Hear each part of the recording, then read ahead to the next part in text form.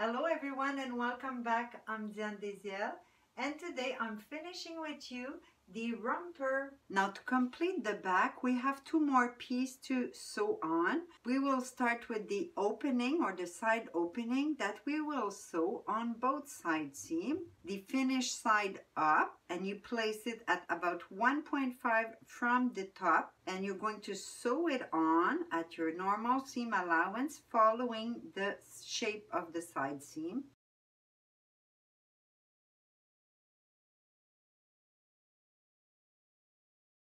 Then the next step is going to be to sew the strap on top. You're going to take your strap, place it good side with good side, the finish side, so the curved side, on the center back. At this step, the corner that you cut is going to be very useful to place it at the right place. The finished side of the strap should be touching exactly the center back, but only at the seam level. You're going to place both sides the same way and sew with your normal seam allowance from one side to the other. Then you're going to overlock the same area.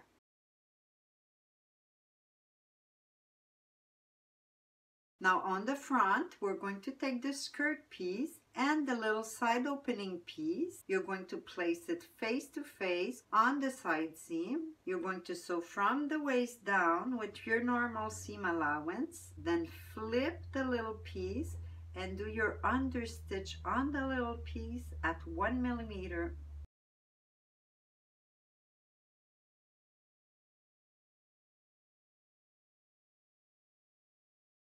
Now that the little piece is sewn to the side seam of my back and overlock, I'm just going to flip it over to the seam allowance and do my top stitch on the little piece at about 1 millimeter, top to the bottom, to hold them all together.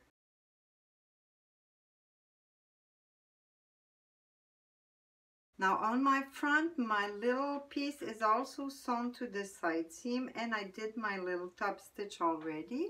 I'm now going to take my bib and do the finishing on both sides. So that means you have to roll twice and then you stitch at 1 millimeter from the inside fold, top to the bottom.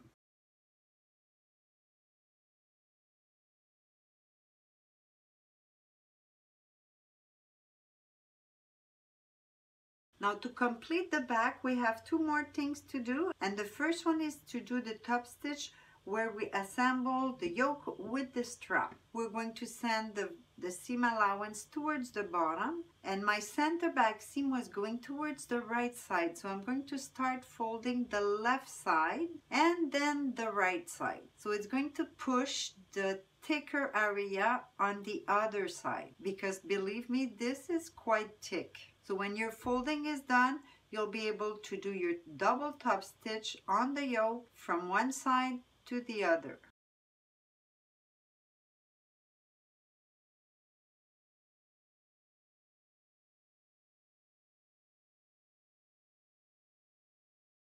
Now on the front, we're going to assemble the waistband to the bib. If you remember, you have two pieces for the waistband, the inside and the outside. The smaller line is going with the bib, so we're going to place it face to face. You should have a middle notch also that you could match. Just sew from one side to the other, and when you're done, flip your bib, take your second waistband, and again the small side is going to be assembled to the bib. So now good side of the waistband on the wrong side of the bib, and you're going to do the same seam again, one side to the other.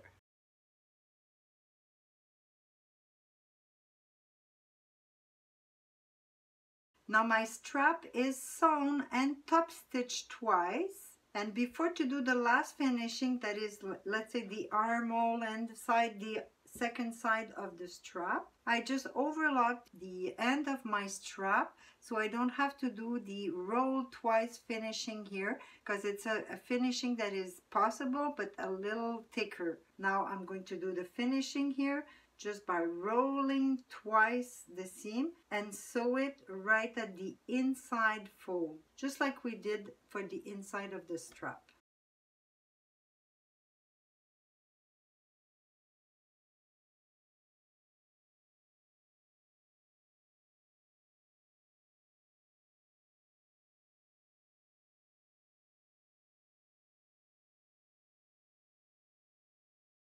Now we also sew both sides of the waistband to the bib.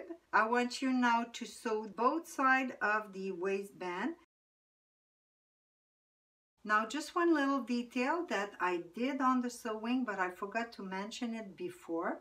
If you want a nice corner like that with a continuous line, yes, you have to go sew exactly at the corner, but also the seam allowance that you already have, the first one that you did to assemble the waistband to the bib, flip it or turn it right at the seam line towards the back of the bib. And then as usual, we're going to put all the seam allowance in the same direction, the thumb inside, and then just use the thickness to push it out. Et voila.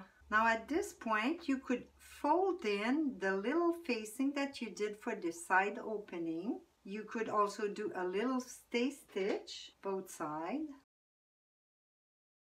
And then we're going to assemble the back of the bib.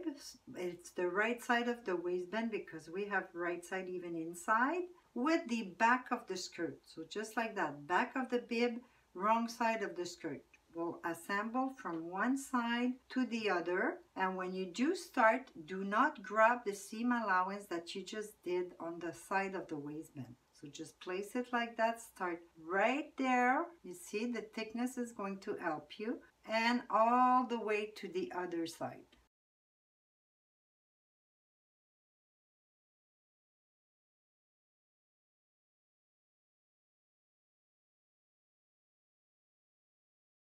Once your skirt is assembled with your waistband, we're going to press both sides of the waistband, but the top part only. First, grab all the seam allowance in one direction, flip the top part, and then press it. When this side is done, just flip your bib and press the other side. Again, just the top part. Now we only have one more seam to do to complete the front, and it's to fold in the seam allowance.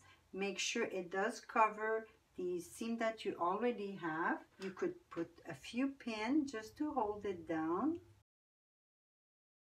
And you're going to go stitch to close the waistband just like a millimeter next to the fold all around. And if you want a double top stitch, you just go one more time at the width of the foot.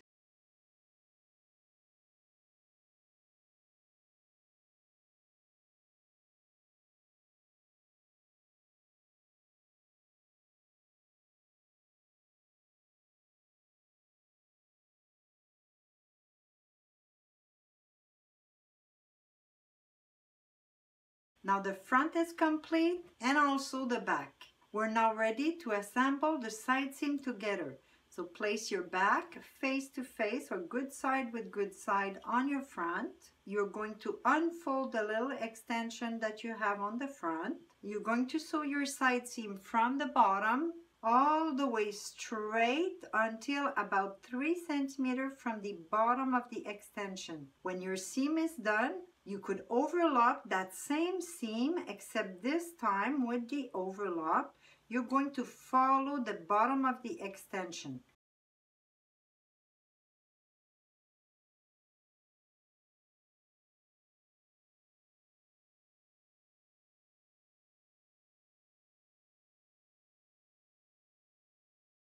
Now you could see that I did my seam all the way to about 3 centimeters higher than the end of my extension.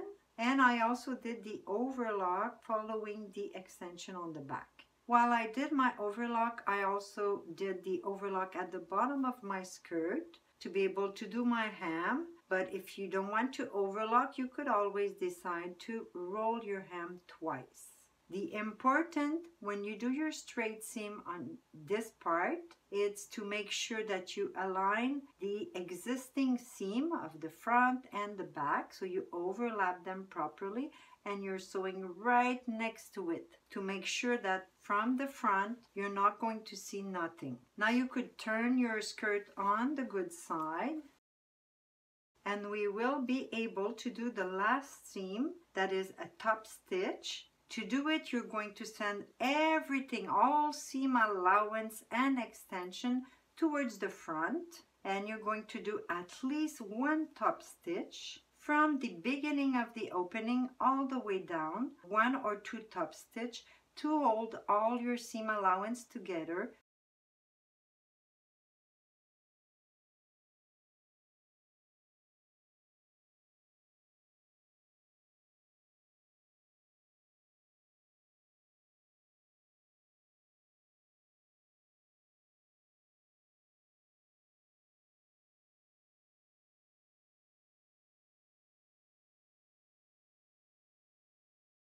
Now take a close look at my opening with the finishing, the double top stitch I did. So it's automatically sending everything, all the extension towards the front. Now to complete this romper, you're going to have to do buttonhole. I would say at least 2, one on the waistband and one inside the pocket, a little bit down.